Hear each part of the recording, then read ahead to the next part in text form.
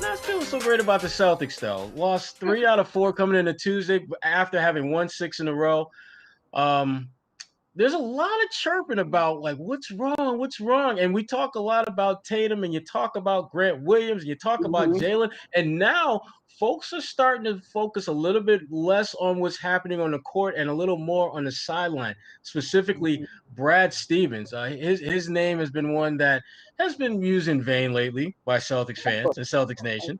Not sure if it's all warranted, but it feels as though there's a different vibe now with this team under Brad's leadership than there was previously. What are you thinking about Brad and just kind of where he stands in the eyes of Celtics Nation? It's definitely a tricky situation because, to your point, people love to put the blame on someone. It's either Danny, it's either Coach Stevens. Obviously, the players are always going to get slack. I don't even know who to blame at this point, and it's unfair. It's one of those things where it's you either just blame everyone or it's just not a functioning ship, essentially. I'm not really sure if he has – I don't know. It's one of those things where obviously he's the coach, but at the end of the day, he's not the one on the floor. And there are a lot of adjustments that you have to make as a player when you realize that you're down in games as well. So it's tricky because I do think that there is definitely a level of coaching that maybe he's not getting to his players or whatever the case is. Obviously, we don't know. But I don't want to put all of blame on him because I do think that's unfair when you look at this squad, and it's not all on him. He's not the one out there missing shots. No, he's not. But I do think, though, that we're starting to see more of isn't so much blame, Brad, but they want to see more accountability for why things aren't working from Brad. And it's one thing for him to say that, I got to do a better job, but it's a completely different thing when it's like, well, why aren't you doing a better job? Yeah. We're damn near at the end of the regular season, and the issues that we're talking about with this team, like effort and focus and guys not just picking up on things as quickly as they should, those are things that we shouldn't be having those conversations at this point in the season. This team has shown the ability to be consistently inconsistent. Their effort has been questionable, and they're consistent with that. And yes, that certainly is a player thing, but there's a coaching component to that struggle too.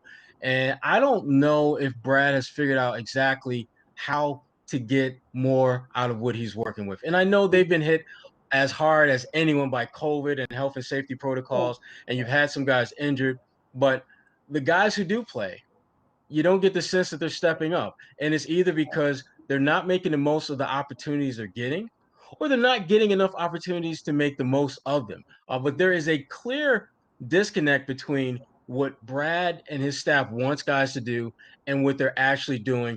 And whether that is totally on Brad, totally on the players, is more likely somewhere in the middle. I do like the fact that there's a greater sense of having Brad be among those who should be accountable for this team being so bad. We far too often put it on the players, and they deserve it because they're literally the ones out there not getting it done. But let's not pretend that the coach has nothing to do with that, and yet we're the first ones to prop him up when things are going great and the team is winning. You can't have it both ways. And I think Brad understands that. And I think Celtics Nation and Celtics fans are starting to embrace that, but that doesn't make it any easier or more comfortable for anyone involved. Agreed. Great point. So let me ask you this, Kwani.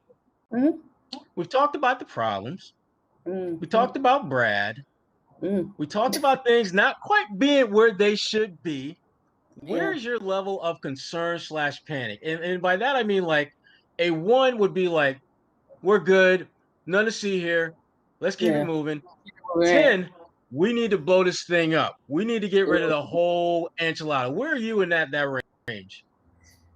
I would say I'm at a 4 because I'm not necessarily neutral on them, obviously. And the reason why I still lean more towards they're okay, so to speak, is because I do realize that playoff basketball is different and there's a different pace. And a lot of the players on that team Kemba last year was finally able to get his first playoff win. So he even can say he's been in that kind of experience of what playoff basketball is. And so at this point, the regular season, I'm over it. I definitely don't see that as what we expected overall. But if they're able to and willing to step up for playoff ball the way that they have in the past, then I'd be like, okay, you know what? I could see them making it pretty far. But until I see that, until I see maybe the first 2 playoff games, I'm still not sold necessarily, even though I know they have the tools to be successful. They need to tap into that.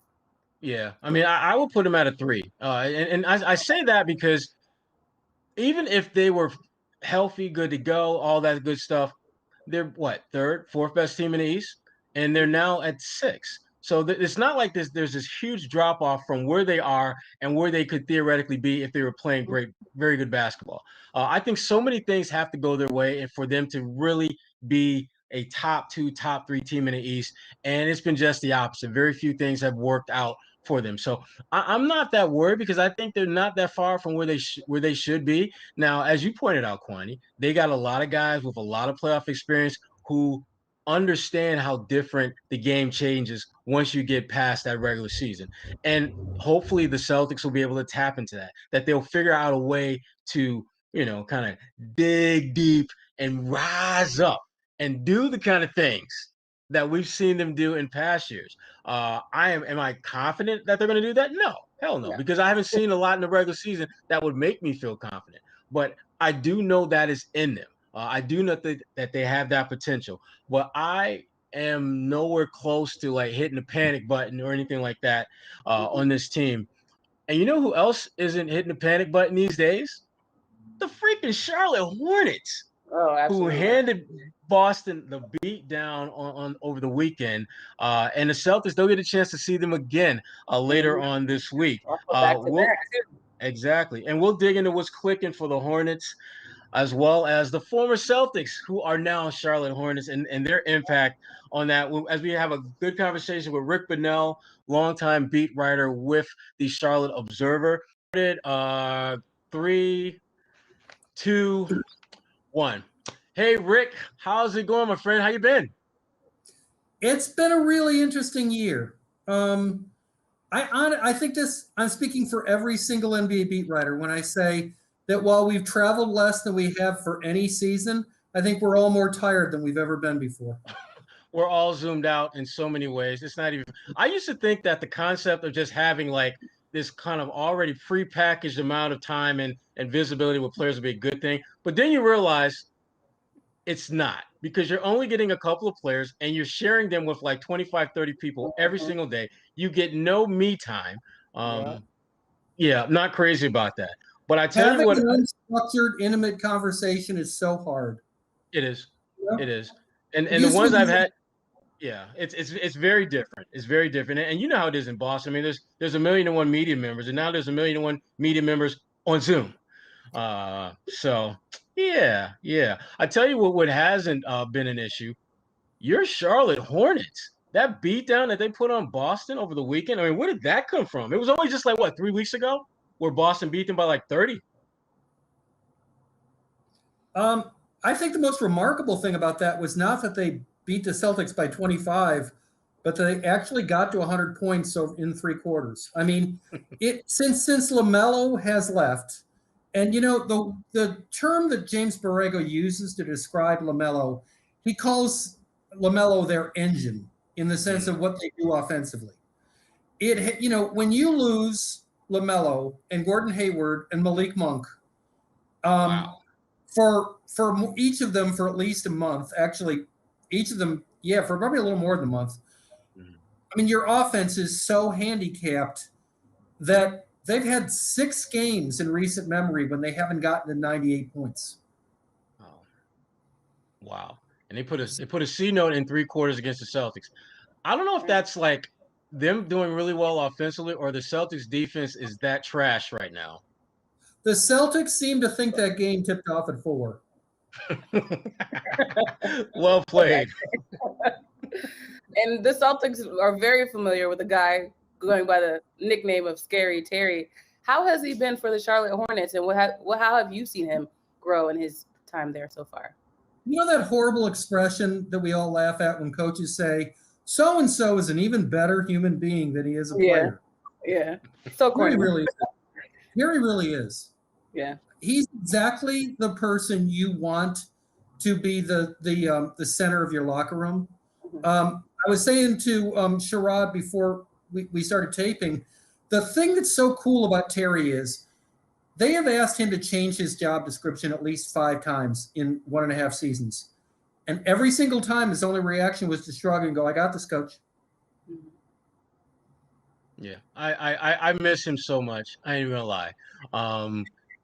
For me and Terry got to know each other a little bit in summer league out in Vegas, when basically nobody really gave a damn about who this dude was. And I just remember we would just sit down and have these normal like conversations that had very little to do with basketball, but you could tell that this was a guy that you really wanted in your squad.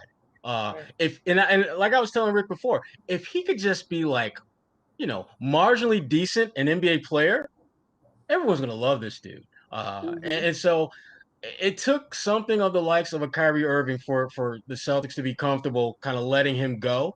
But man, buyer's remorse big time when you think about just how. But Charlotte was perfect for him. When you think about the development of his game, he was never going to get that real starting experience. So I'm sure you could speak for me that Charlotte has been the perfect opportunity for him to really shine as the star that he wants to be.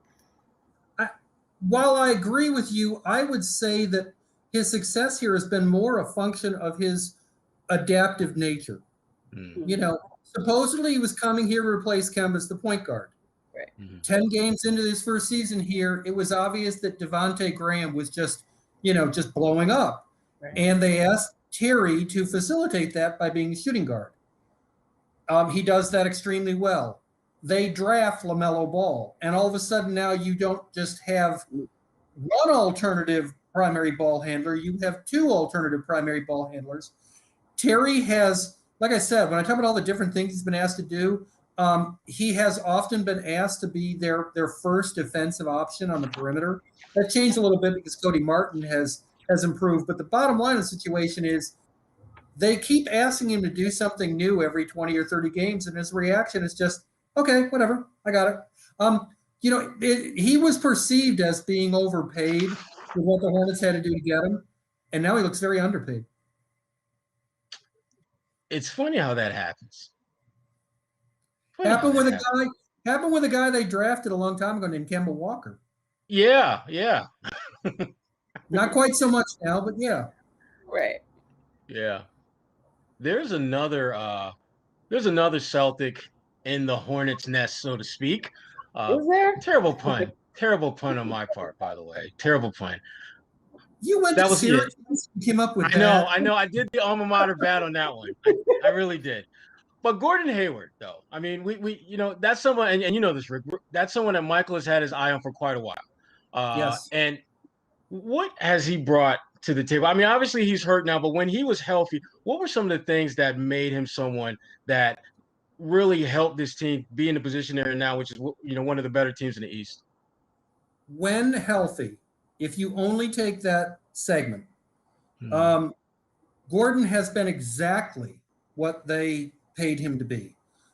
This team needed an organizer. It needed a connector.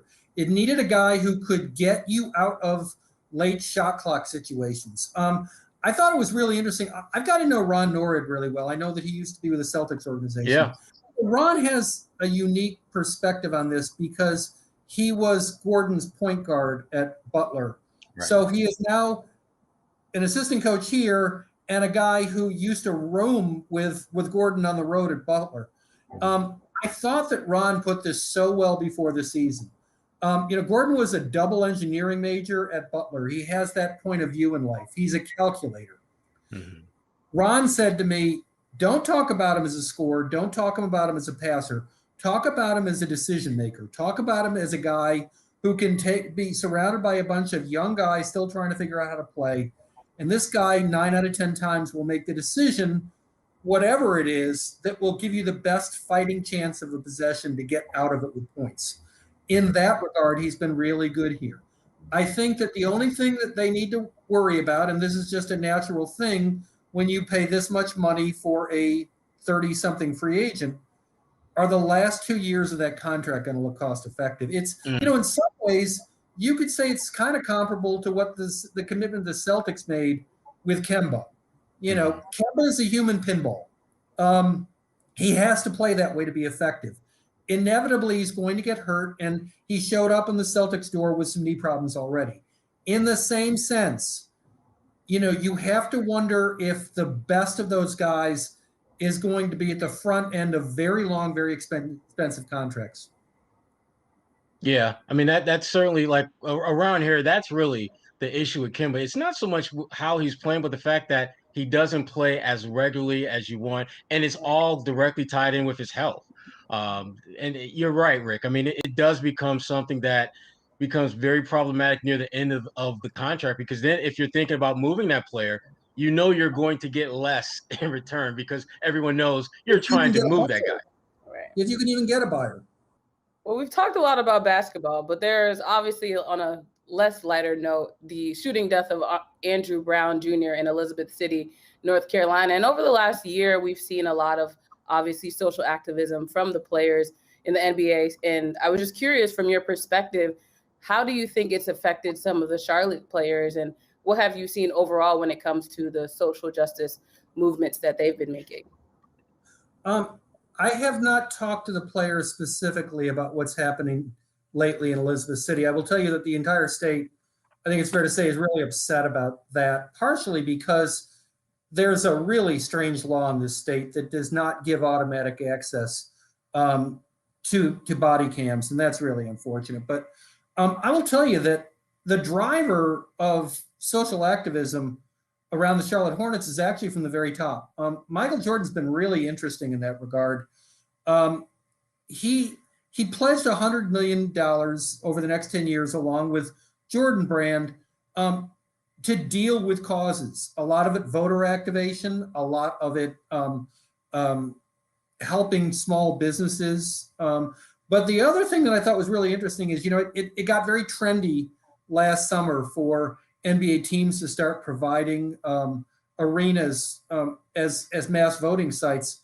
The Hornets were way out ahead on that. The Hornets started a plan on that way before it was trendy. I think literally Sacramento and maybe the Pistons were the only other teams that were that proactive about that part of it.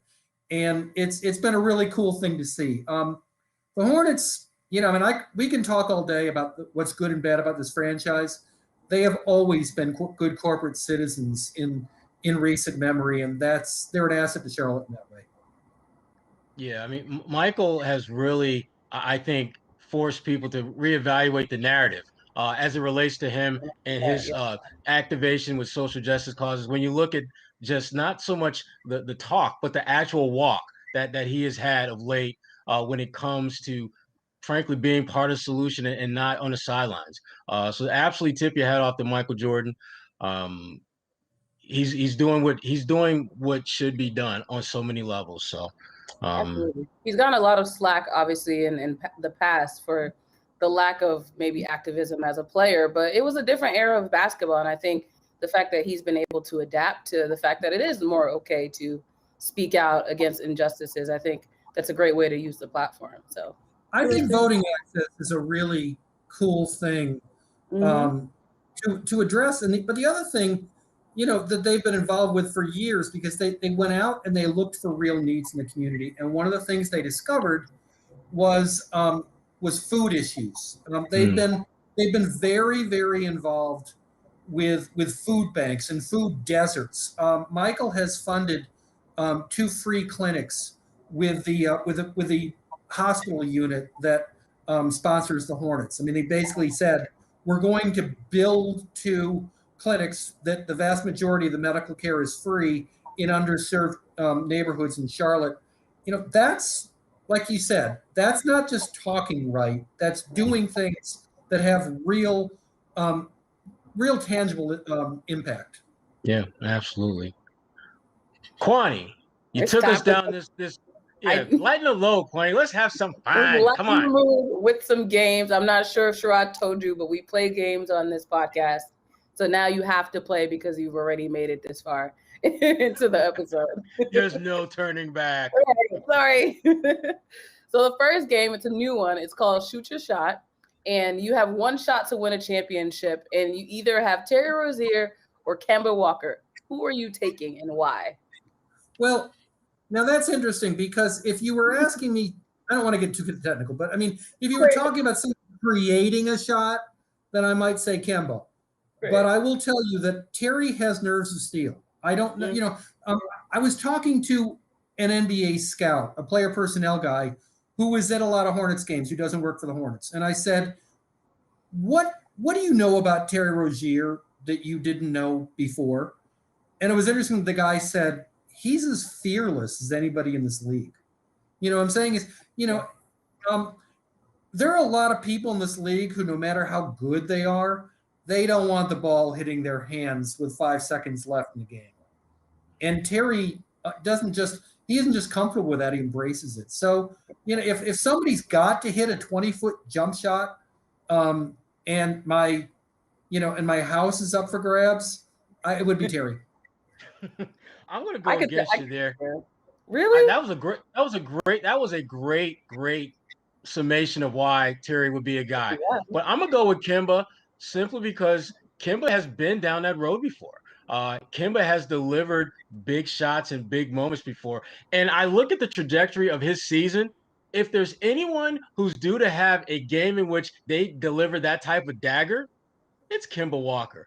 And it's not as if we're talking about a guy who hasn't played at a high level before. I honestly believe if it came down to one shot to win a game and it was in Kemba's hands, I take Kemba just because the experience and the fact that just the odds are in his favor of making that shot because he hasn't had a lot of opportunities like that.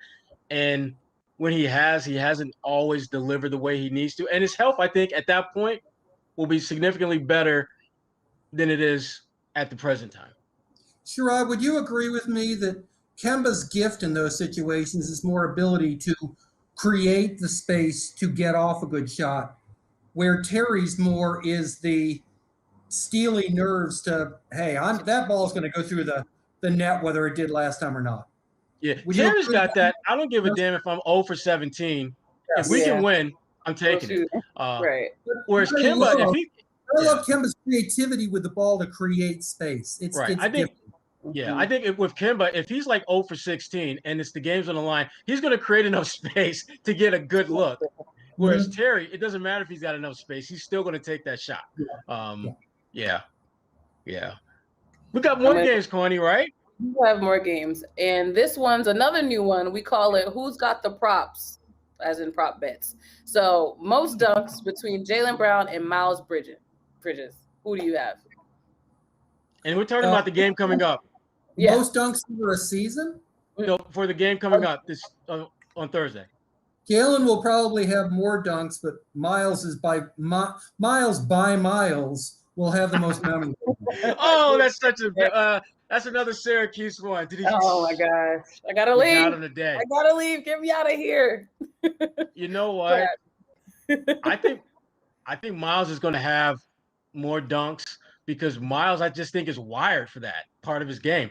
The thing I like about Miles is when he dunks, it's like an earthquake that you know is coming, and you know it's going to register before it actually lands.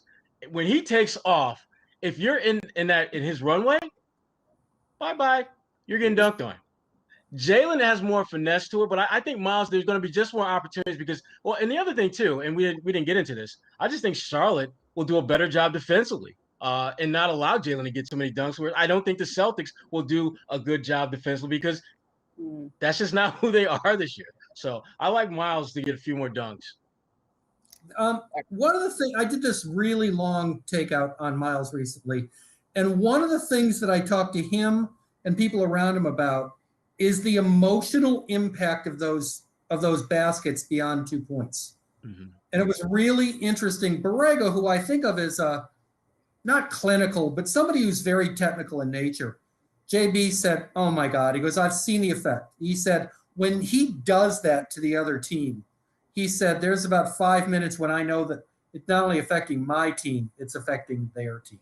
Yeah. It really does feel like, an earthquake just happened in your backyard and you've got to like reassess where are all the paintings. I got to clean up this glass. You're not thinking about, what you're supposed to be thinking about. That dunk has that impact. I enjoy watching him play.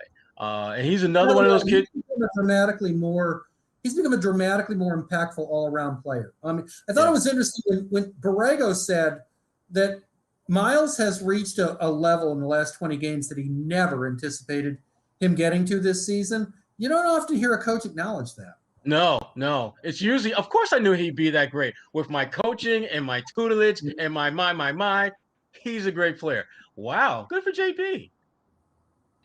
Good for JB. So the next one is, who will have the most made 3-point shots? Is it Jason Tatum or is it Terry Rozier? Probably Tatum, because if I were Jason Tatum after what happened Sunday, I'd have a mad on going into that game. That's true. Yeah. It was like Thanos snapped his fingers around Jason before that game. But actually, I like that. Thanos. I couldn't get over that. Yeah.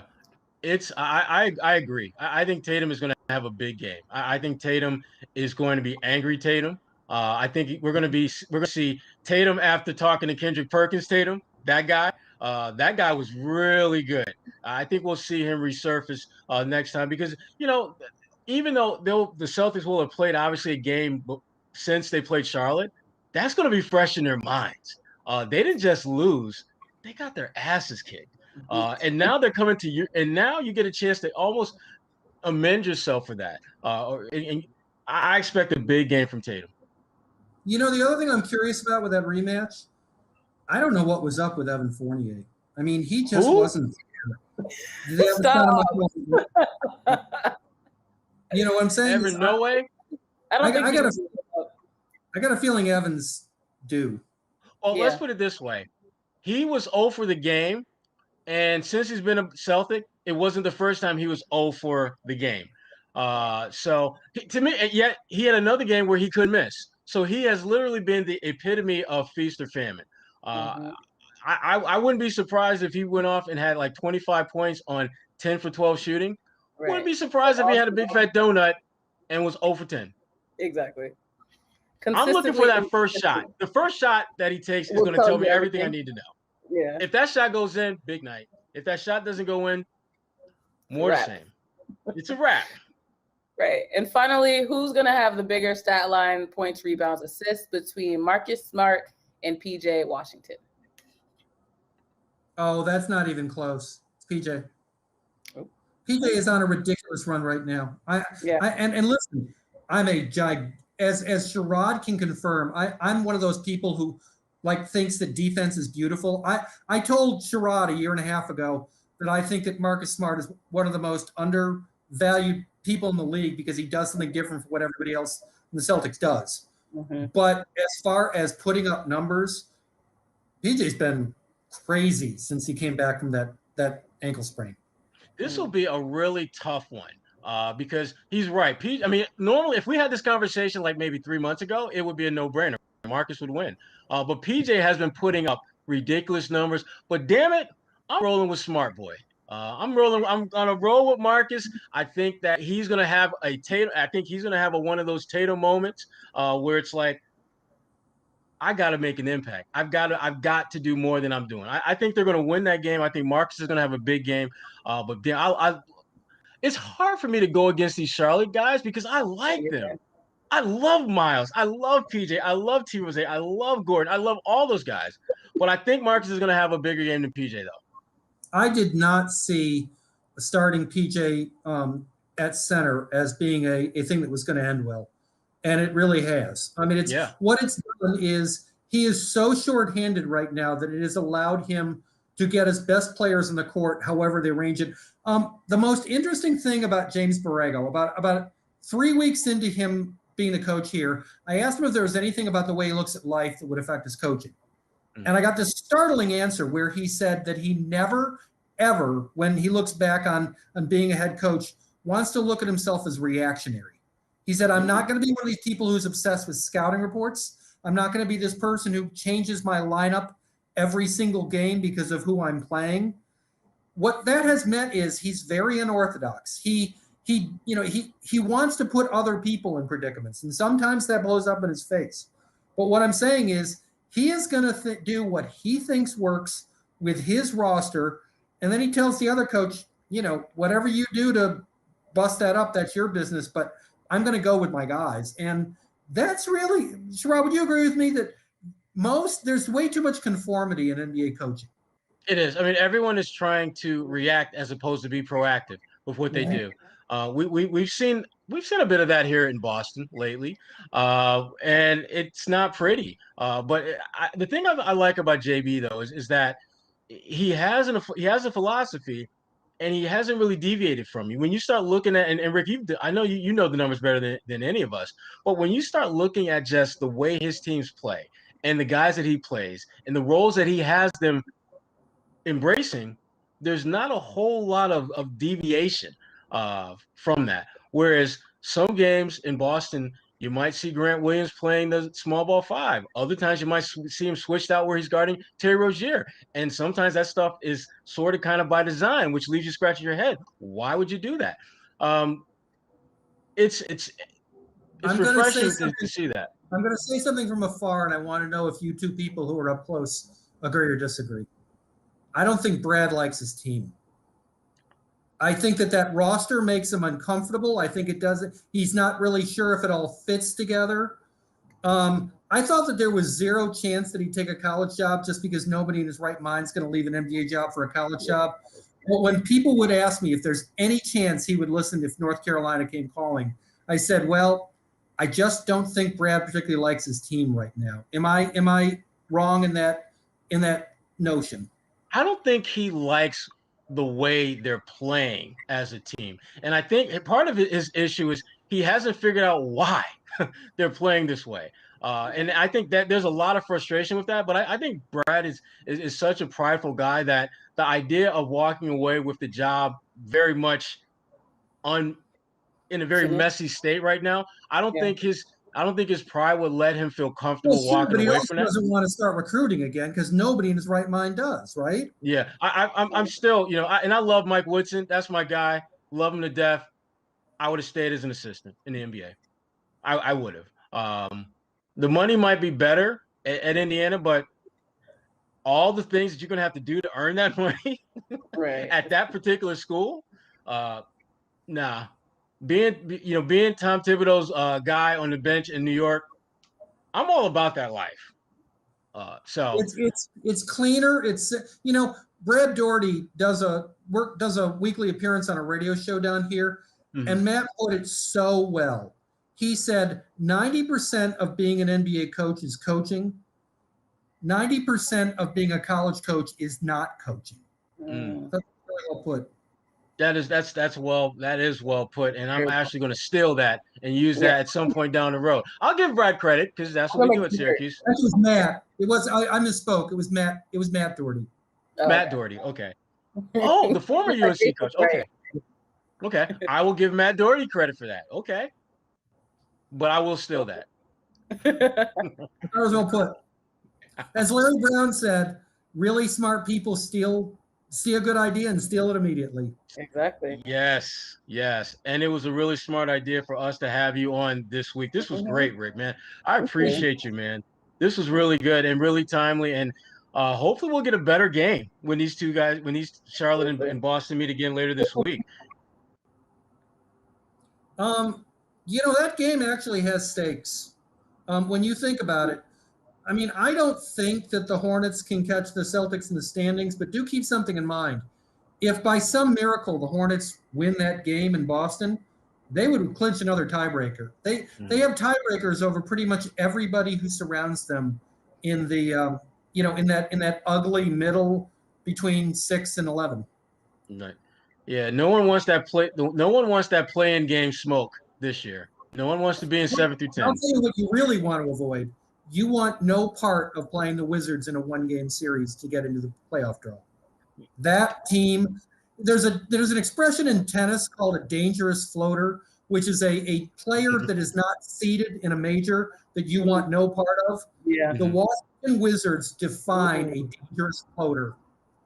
Absolutely. You're coming with all these good analogies today. We just need to have you on every week. Well, you went to a great school, Kwani. What do you expect?